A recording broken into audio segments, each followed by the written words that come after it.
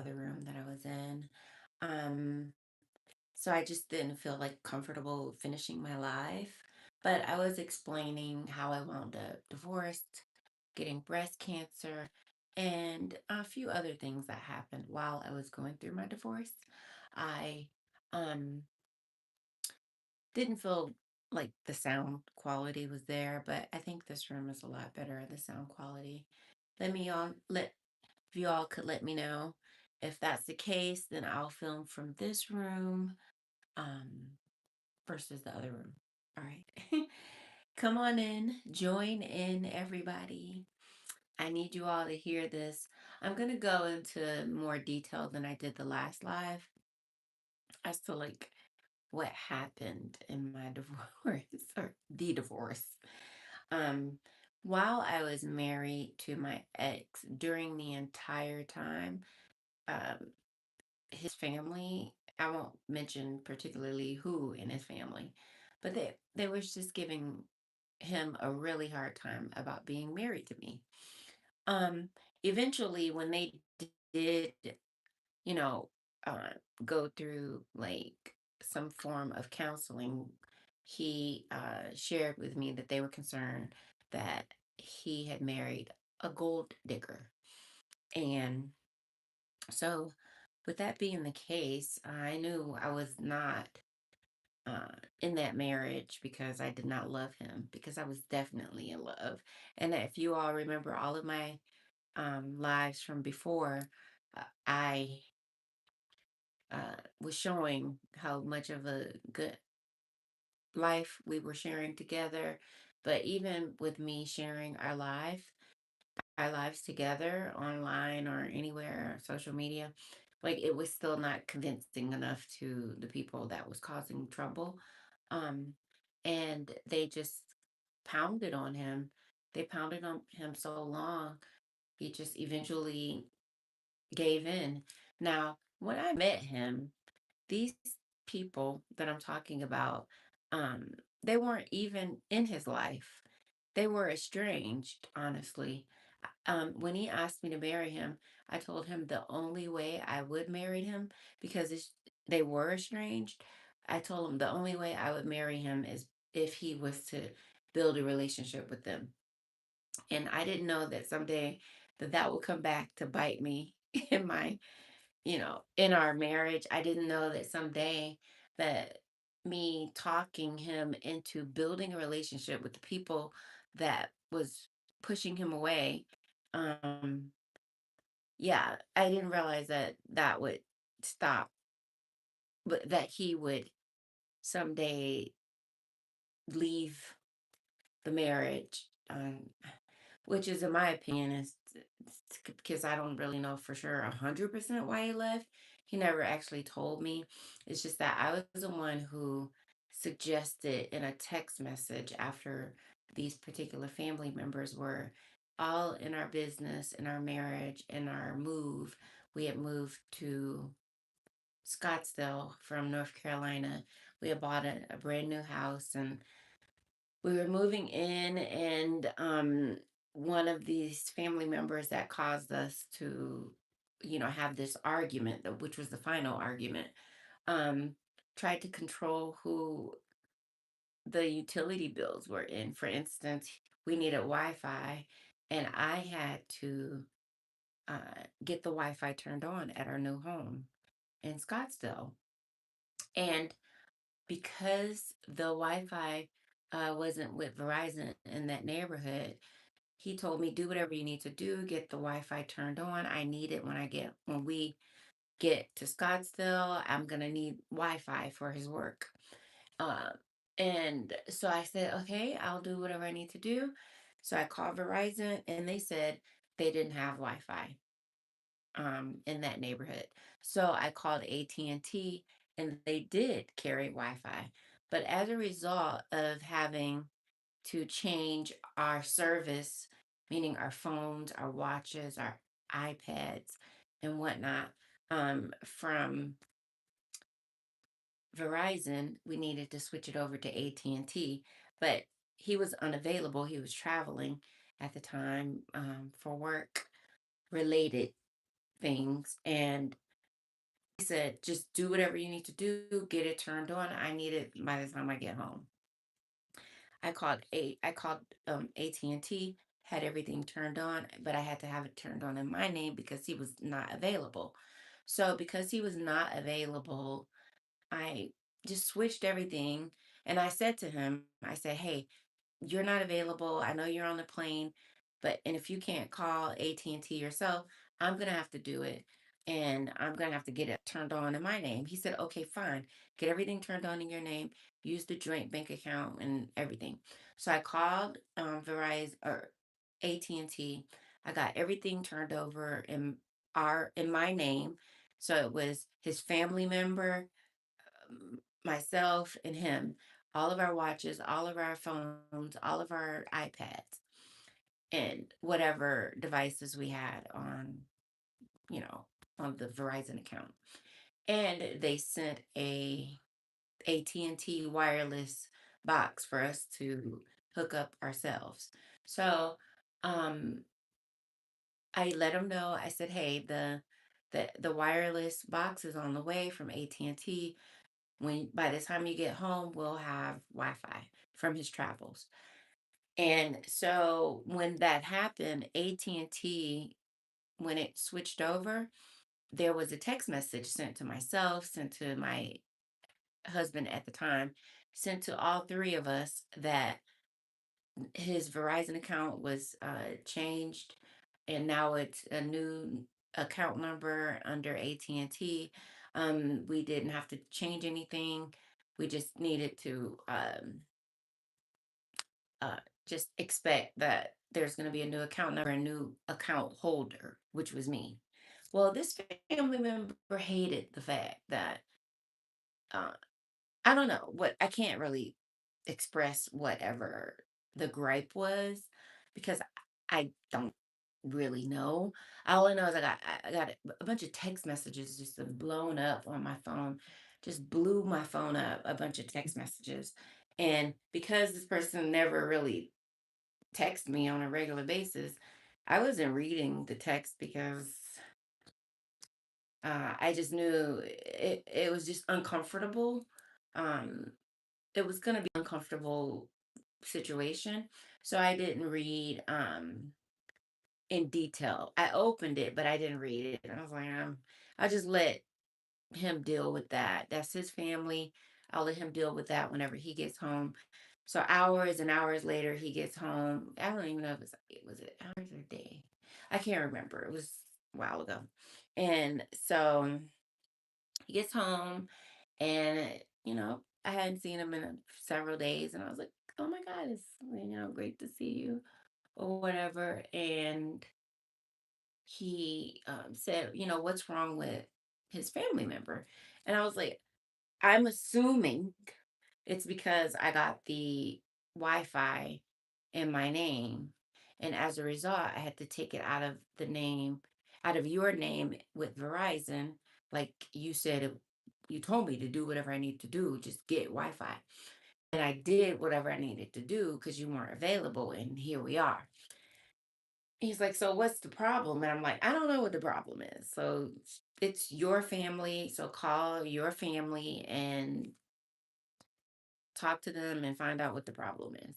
So he went outside to take the phone call, and but before he left, we gave each other a dap, and he was like, "Hopefully," because this person is employed, um, they have a partner that they live with, they could afford to, allegedly he was, they could afford to pay their own phone bill. So anyway, so he and I was like, "Yeah, maybe they'll get it in their own name.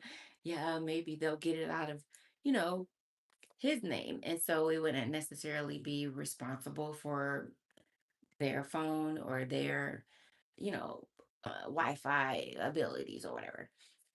So he goes out and gives me this impression that that's what the deal is, that we're both on the same page.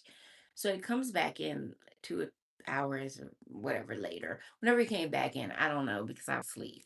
Um, um, All I know is I got a text saying your account has been turned off in AT&T and T, and you have a new account number ending in whatever digits in my ex's name. And I was like, you know, you when you walked out the door to go call this family member, we were in agreement that we were hoping that this person would get their own accounts, period. Like we were eye to eye. I mean, we were one accord. We were united front, you know? And it was the one time in our marriage where I felt like he was going to stand up to this person and stick through with our marriage and put me first where or our marriage first, and he didn't. So when he came in, he had obviously took everything out of my name and put it all in his name just to appease the other person. So that really upset me. It may be minuscule to some, but if you know how long I have been dealing with him and him dealing with them, um, it wouldn't be so far fetched that I would be upset. So, uh, anyhow, my quiet resolve came to me sending him a text message saying that, I finally stood up for myself. And I said, I'm kind of tired of this. Like, I'm tired of being in this marriage with you where you're not protecting us or the sanctity of marriage. You're not protecting my feelings when it's dealing with our marriage. And you are basically always choosing, you know, your family over our marriage, regardless if they're wrong or right. You're just always choosing them first. And, well, he said to me, he said, I will never not choose them first. You won't ever come first. And I said, I will never come first. So for the rest of our lives, I'll be married to you and be here taking care of you, nurturing you, loving you, um, being with you, living with you, honoring you, respecting you, being loyal to you. And for the rest of our lives, you're telling me that you will never put our marriage ahead of these people who is bothering our marriage. They're bothering us. They're bothering us. And they're not necessarily bothering me specifically directly because I never had words with these people. However, um, they are definitely letting him know, you know, oh, we are having a party at our house or having an event or some kind of holiday at our house. You can come, dad, but you can't bring your wife. Stuff like that. And that bothered him because, he wanted them to accept me, but they never did. And it bothered me, but he was doing so much to try to protect me, you know, to try to protect me by just not saying anything. But eventually, just over the years, it eroded. And I spoke up to myself for myself one good time in the marriage. And that me speaking up for myself one good time in a text message saying, I can't believe you're allowing for them to control our like utility bills. We just bought this house together in Scottsdale, like our dream house, and you're allowing them to control like where, I mean, who has the Wi-Fi and whose name, even though we're paying their bill on their phone, their watch, and their iPad. So that was the beginning of my descent for the D word. It's sad and I'm sad about it. I'm not sad anymore, but yeah, I was sad. I was sad. And so, but when I said to him, I said, maybe they will be happier if you and I got a divorce. And I said that in a text message. And he was like, actually, yeah. And he started pursuing a divorce. Yeah, he started pursuing a divorce like the next day. The next day he came to me and was like, "Hey, you need to get an attorney." He forwarded me like $5,000 to find an attorney, because he informed me that he will never choose his me over his family. And I okay, so I'm just gonna use someone who's super dear, near and close to me, my daughter. So if I'm married to this man and my daughter was coming in and being disrespectful and not choosing to honor my marriage, my daughter would have to go. Okay. Now, if he was doing something wrong to her or doing something wrong to me, then my husband would have had to go. But in this case, I was loving that man. I was respecting that man. I was nurturing that man. I was taking care of that man. I was good to that man. He was good to me too. He was good to me too. No complaints there. But he just could not have and did not have the gall or the wherewithal or the fortitude to stand up to his family members who was vehemently against us being married, even though, like I said, we never had direct words, but they would never have a conversation with me that was meaningful of any sort. um they were always passive aggressive. They never made me feel wanted, accepted, loved, or anything in the marriage.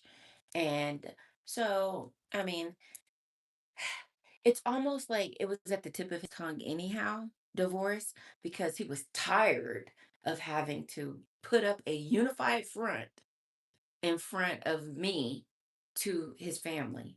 Um, I just think that when I said the D word, it was my first time ever saying the D word. And he jumped on that thing like he was waiting for it. He jumped on it so fast, it was the next day. Yeah. He was like, hey, because I had my joint, well, we had a joint account, we had our personal bank accounts. And I woke up that morning and, I had whatever I had in it, but I also saw that there was a deposit of $5,000. And he was like, hey, I deposited money in your account, just so you can get an attorney. That D word, that divorce. I'm just going to stop saying divorce. I mean, the D word, but the word divorce. You mentioned it yesterday. How about we make it happen? And so that's what that money is used for. Excuse me? And then the thing is, I can admit that I tried, a few times where I because at that we weren't speaking. We were living in the house and we weren't speaking. And so I said, I called my godmom and I was like, my godmom, her name is Miss Linda. I was like, Miss Linda, I think I might be going through a divorce. And she was like, are you sure? And I was like, yeah. She's like, you need to go in there and ask him if he loves you.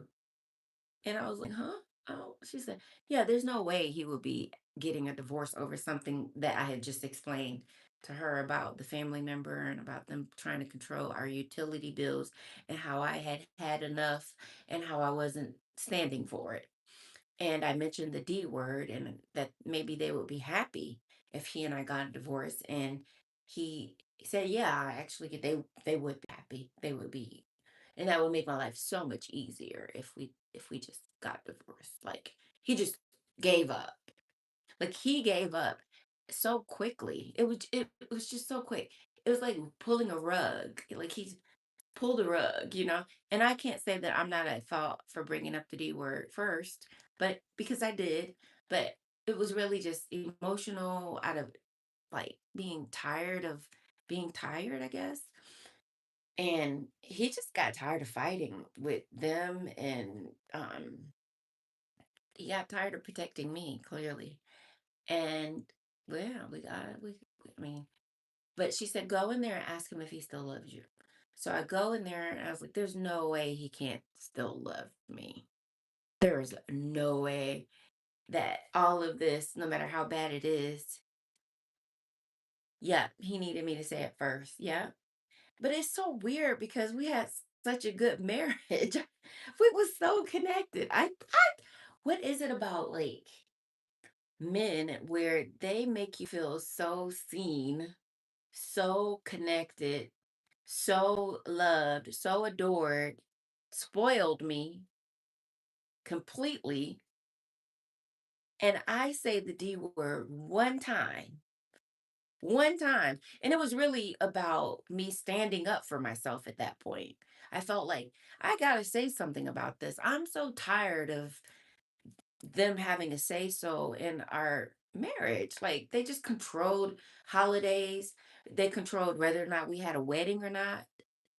They just controlled it. It's like just never accepted me, never wanted me, never liked me, never had a reason to not like me. Maybe they did have a reason, but they never told me why. I don't know if they ever told him why. They told him they didn't like me because I was a gold digger.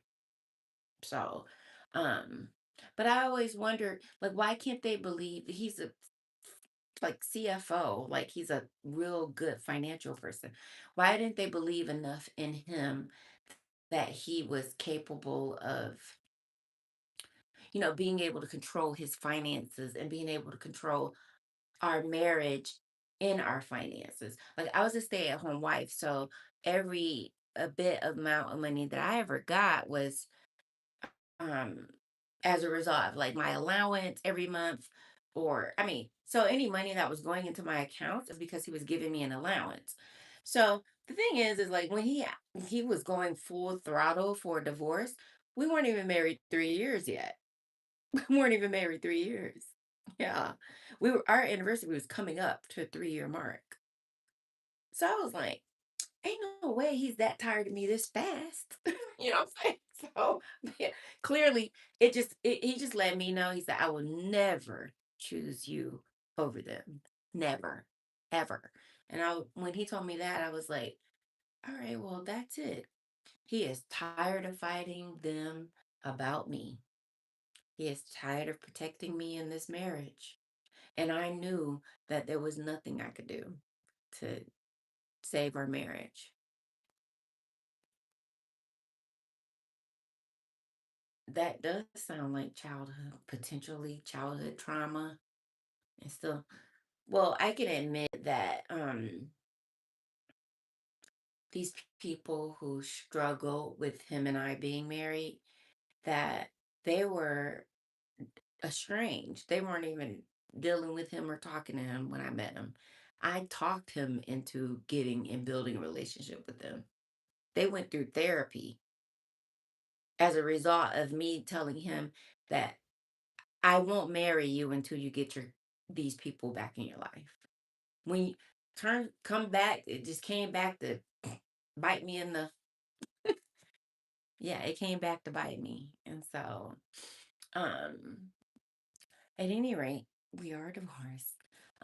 He filed, it was irreconcilable differences, and we had a prenup, and I can say that the prenup, it was delicious. Like when I say it was delicious, I mean that the prenup was already set because when we got married, he really wanted to marry me. And so I wanted to marry him too because I was not into living with someone without being married.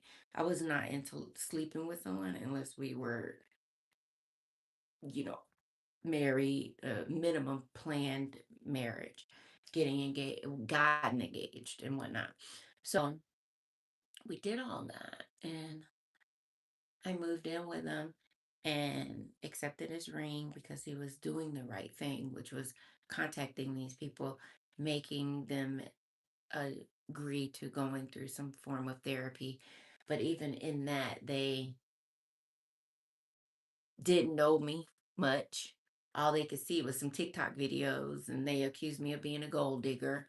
And, you know, it's not true. I loved him. I was in love.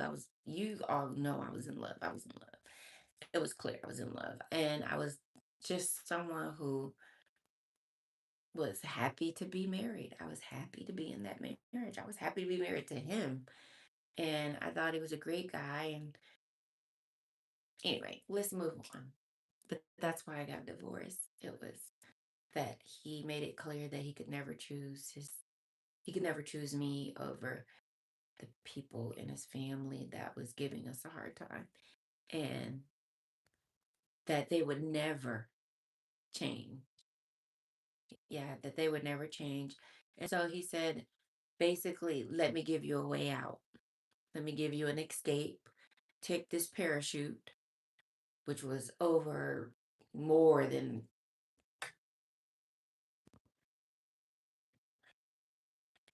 after selling two homes and the prenup money. It was definitely, I'm retired. I'm 55. I took the parachute. I took the parachute. I mourned maybe 1, 2, 3 months. I mourned the marriage. And then when I mourned the marriage, I decided to get back up, get on back outside. And I went and got breast surgery. And in the breast surgery, the surgeon discovered a baby pea-sized lump in my left breast. Took it out, sent it to the pathologist, and it showed true um, for cancer. And so then I started seeing an oncologist, and they ran some more tests, and I was breast cancer free. Um, from having the breast surgery, and then the breast surgeon took the little amount of cancer that was in there, took it out, sent it into the lab, came back breast cancer for sure. But then like I said, got a referral, went to see an oncologist. They did ran more tests, and yeah, I'm free of breast cancer today. I'm a I'm debt free, don't owe any taxes because I allowed him to claim me as a dependent from 2025 because we were still married. Um, Debt free, cancer free, financially free, um, free in the name of Jesus. Still have my relationship with God intact. Um, can't say that there's still more challenges. I've lost some friendships, people who were like only our friends through our marriage. Like, and I'm back in Scottsdale. He lives in another state that I would never want to live in, but another city, another state, I would never, ever, ever want to move to ever. So that was once we got divorced. He moved to get another job in another state. Um, anyway, so I'm like, more power to you. God bless you. And I'm just, you know, gonna continue to live my life and do my do my thing. I picked up day trading. He was a like financial guy, so he taught me how to do the stock market stuff. And I've been doing it since January of 2026. And I am like, I'm using that to live on. I'm not even using any of my prenup money, none of my retirement funds, none of my financial settlement. I'm not using any of that to live on because I'm still fairly young. I'm 55. So, like, to be go from being a stay-at-home wife to being completely, when I say retired, meaning not taking care of anybody but myself, I am thinking about getting a dog. Let me know. I need a hypoallergenic dog, something mini that I can carry. Give me some ideas, leave some ideas in the comment. It needs to be hypoallergenic. It needs to be able to travel, meaning the size of a travel dog. Um, and I'm still here in Scottsdale. So if you guys want to get together, anybody want to get together, this girl is free, debt free, like that is, I mean, I don't think I've ever lived life this free in my life. I don't think I've ever been this free.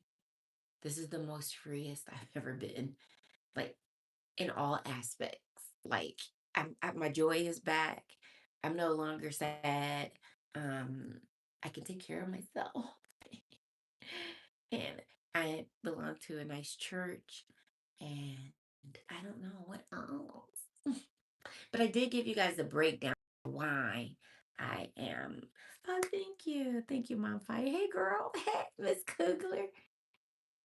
Oh, do don't do it. Just enjoy moving around without anyone or anything. Okay. That's good information. Because I'm not tied down to anything. Oh, you still want my help getting married? That's funny. Girl, that's fine. Just I can say I'm glad I had that prenup because the prenup was settled funds. The prenup was settled. Like I had a 3, 6, 9 year prenup. I had to be married for 3 years well, actually from 0 to 3 years to get the first amount, from 3 to 6 years to get the second amount, and then from 6 to 9 years to get the third amount. So if I could have made it to 6 months, I mean 6 years or 9 years, I would have gotten like the higher, higher, higher. But because we had bought a few properties together, we bought one in North Carolina and one here in Scottsdale. But because we had bought those properties together in both of our names, we had to liquidate assets and whatnot. And so I was able to get the prenup money and I was able to get the equity in those homes. And yeah. Anyhow, girl, I want to come see you, Miss Kugler, because you know why? Mrs. How about Mrs. Because this girl, she's I want to come to your Pilates class. I want to come visit. Are you still here? Yeah, girl. Yeah. So I was saying I went into into the marriage with just a car and the clothes on my back and some handbags. And I came out like financially free, learning how to girl, yes. Well, I have to give you my new number because I changed my number. Yeah, I had to change my number because somebody was trying to call me back. You know what I mean? He was trying to get back after a while. I think he discovered that he made a valuable mistake. Anyway, so um anyway, take my new number. It's I'm gonna I'm gonna send it to you on TikTok. That's how I'm gonna send it to you. My new number. Okay. All right, love you. I'm coming to see you specifically, particularly, and I want to go to your Pilates class. Okay? Okay. Okay, so that's that. Where am I today? How am I today? Breast cancer free. I can't express that enough. I belong to a nice church here who understands, and then I'm recently divorced. And so they're introducing me to nice women in the area who are also divorced. Um, I just um, secured a brand new, beautiful, beautiful place. And I am fully moved in, pretty secure. I don't know, girls. I don't know what else to talk about. As far as the divorce, as far as the cancer, as far as like my financial status, like I can say that everyone said, oh, as a married woman, you'll come out as a stay-at-home married wife, you'll come out broke. You won't have anything when you come out. You don't, you're a trad wife. You'll be lost and you'll be broken and you'll be broke and all the things. It depends. I think it depends on like A, if you didn't save anything while you were married. B, if you didn't clear up your credit while you were married. C, I got a tummy tuck and a breast lift before I got divorced. So uh, on his dime for sure. Because I was like, you know what? I lost weight. I got a tummy tuck. I got breast lift. I'm like, you got to prepare because you just never know with these men. Because, like I said, it took me to say D word in a text message for him to bring it into fruition. He brought it all the way into fruition. Like within a month or two, we were signing divorce. Like, wait, what?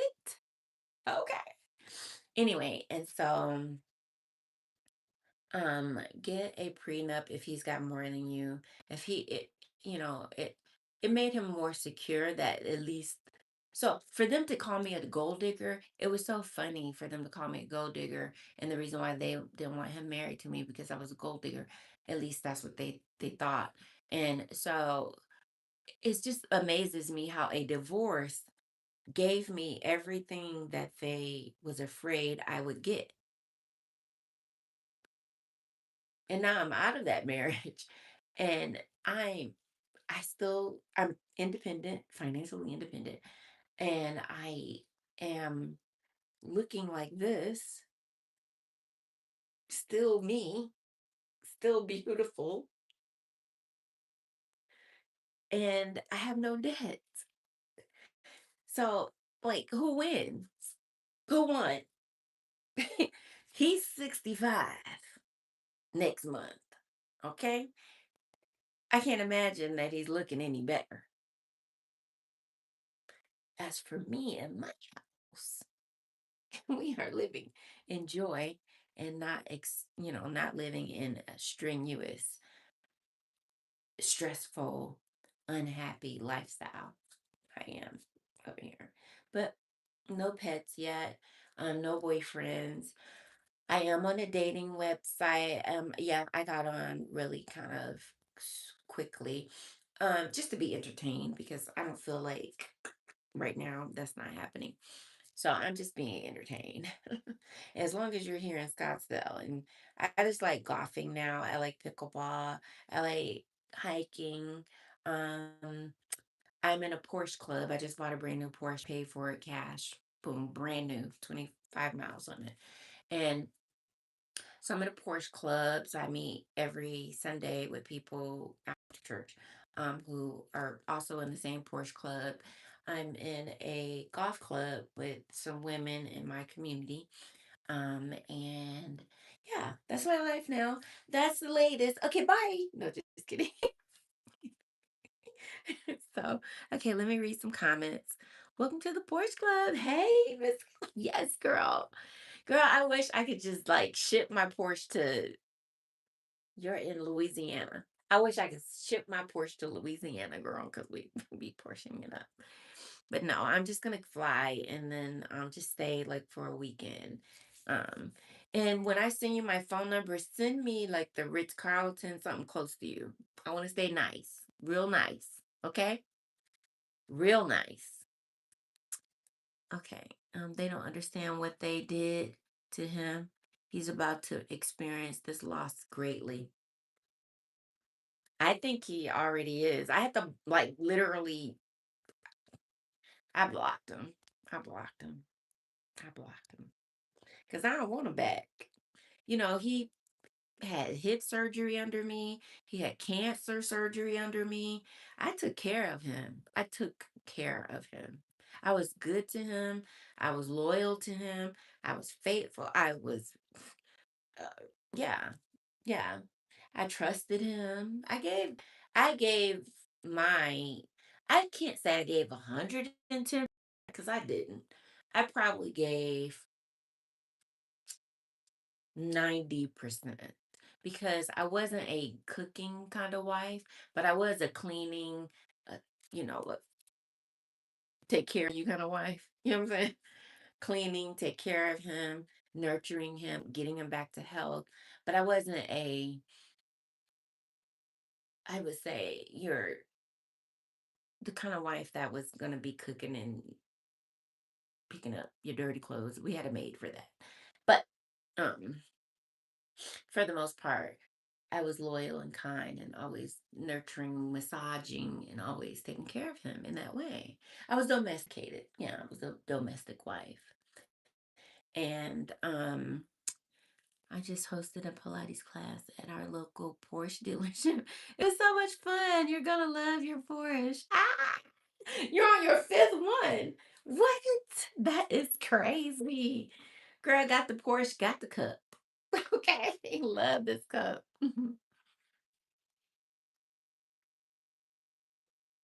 Yeah. And I'm meeting some nice people. Like my new life has brought me taking me into another level of class, I guess. Class in a new tax bracket. So I'm in a new tax bracket. And so me day trading is just it's not even really it's just really a hobby and I'm really loving it because there's a Charles Schwab right across the corner from my house and my one of my accounts is with them. I go in there, I'm like, hey, everybody, like walking into Charles Schwab Brokerage Company. They're like, hey, Myra, it's good to see you. I'm like, hey. So, at any rate, I'm meeting new people, I'm going to new classes. So, I'm broadening my horizons, enlarging my territory, getting more, at least learning more, and just being just more healthy. I'm also eating much better, meaning, because all I have to do is take care of myself, take care of my health, take care of my wealth, and take care of my physical appearance. And I'm living here in sunshine every day. And I'm thinking about getting my teeth, just getting them straight, not getting veneers so much, but just getting bonding or something. Anybody have any suggestions? Let me know. All right. Let's see here. Thank you for the compliments. Oh wow, yeah, he needed to say it. Yeah, you chose yourself. Yes, I did. I still want your help getting married. Okay. I want to learn day trading too. Oh, good. Okay.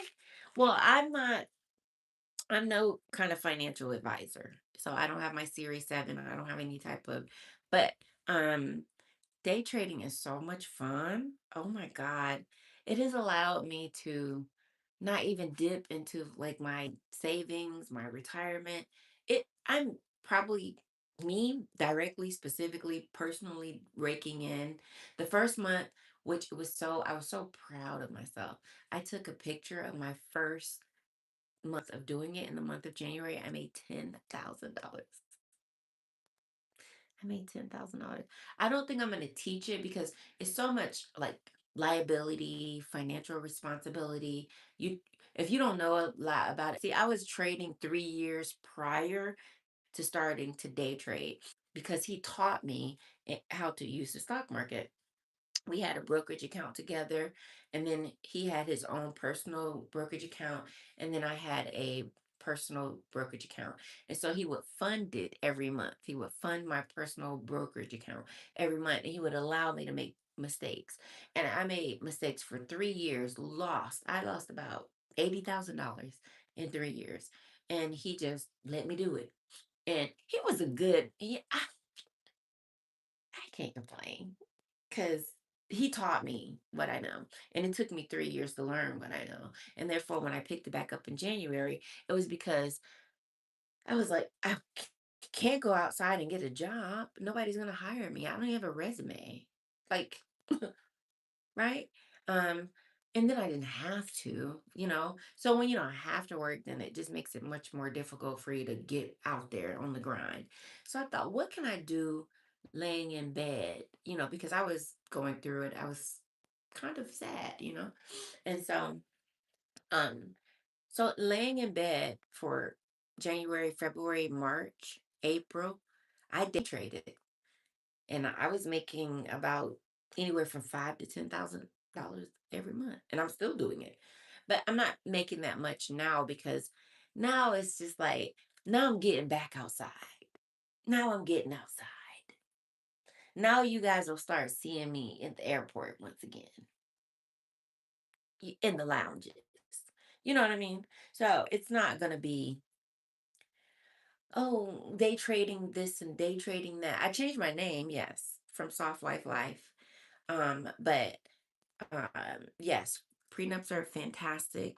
When you get yours, okay, pets are restricting. When you get your prenup, make sure that it's from the day you um oh, good for you, Mom Fire. Um the day when you get your prenup, when you say you agree, you first of all you're going to get an attorney. When you get an attorney, your attorney's going to negotiate with his or their attorney on your behalf, and he's going to have an attorney. And then you guys are going to try to negotiate behind the scenes without using attorneys, because but when you negotiate behind the scenes and you try to do it one on one with each other, it could cause some friction. So um you got to use some feminine wows from time to time to prevent the friction.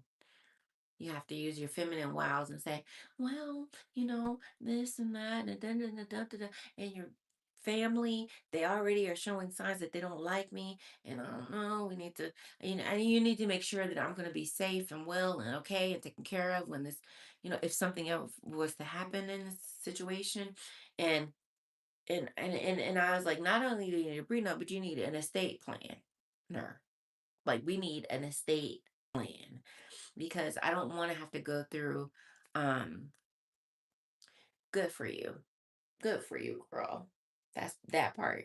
So I was like, I just don't want to go through probation court if we ever, things didn't work out. Or if you died first. I just don't want, you know, well, unalived. You know how YouTube is. They'll block you if you say the word DEAD or DIED.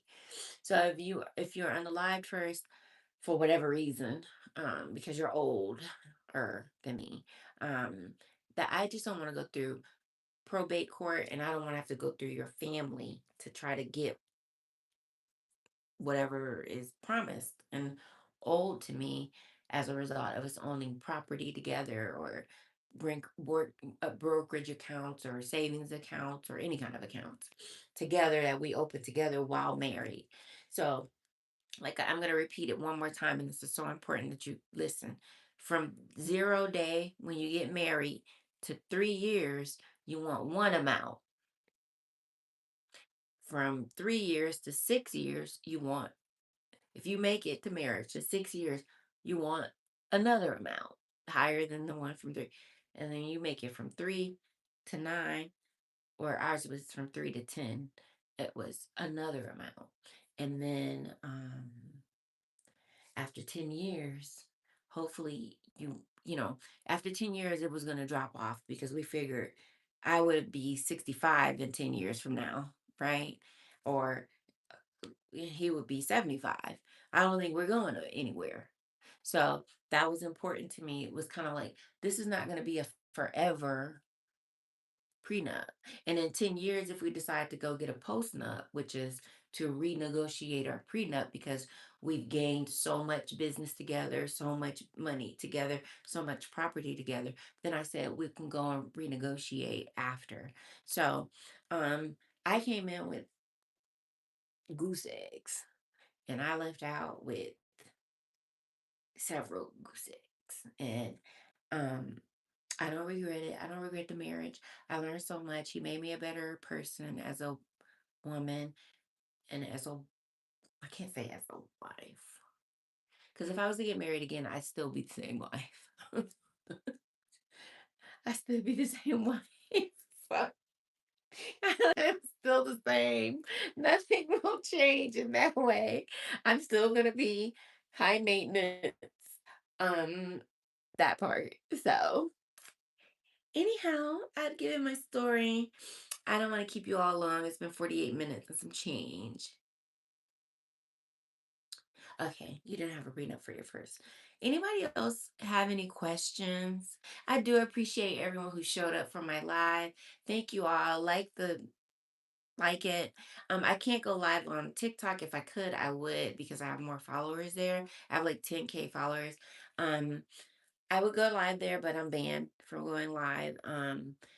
I am eventually going to go live here almost every day. I'm going to show my new lifestyle. I'm going to show myself as a single woman. I may even show some dates. I may go on some dates and show you guys. It's going to be so much fun. Um, I was telling my friends that I'm, super close to. We talk almost every day. I was like, I would be considered the GOAT if I get remarried before the end of this year is over. It was a challenge. But then I thought, I'm not a goat. I am a sheep in God, Jesus Christ. So to say you're the goat in that way, according to the Bible, is not good. But I was like, but girls, what if I do get married before the end of the year? Or at least get engaged? So I'm there. And so it's just funny. It's just funny that I'm like, well, this time when I do get married, I'm going to be married because not because I need anything from anybody. It'll be because, and I certainly won't settle for somebody. You know what I mean? It's gonna be like he's gonna have to have all of the things. He's gonna have to look good, be well off, be a Christian, preferably, and be good to me. And he can't have any like large,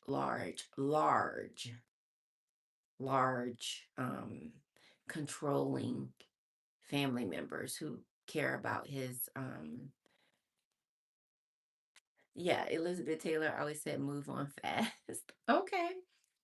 Well, I can say he was definitely the love of my life though. Yeah, I've been married several times and he was the love of my life. And I don't know how we wound up here, but we did. And but now I don't want him back because I found freedom. I found freedom in me, for freedom in God, freedom in my relation, freedom in my body. I He knew I had breast cancer. He did not come to my aid, but he did. I did have health insurance. He did not come to say, "Hey, I'm sorry you're going through this. Let me help you. Is there anything I could do for you?" It wasn't any of that. No. But anyway, and so now I don't want him back. Now I'm just like, I don't know. I don't know. Is this how it feels? Is this how it feels? If this is how it feels, this feels good. This feels good, girls. Yes, this feels good. This feels good to be beautiful, to be financially savvy and free, and be filled with the Holy Ghost. This feels good. Anyhow, thank you all once again. Have a great night. I love you. Thank you. How do I end it?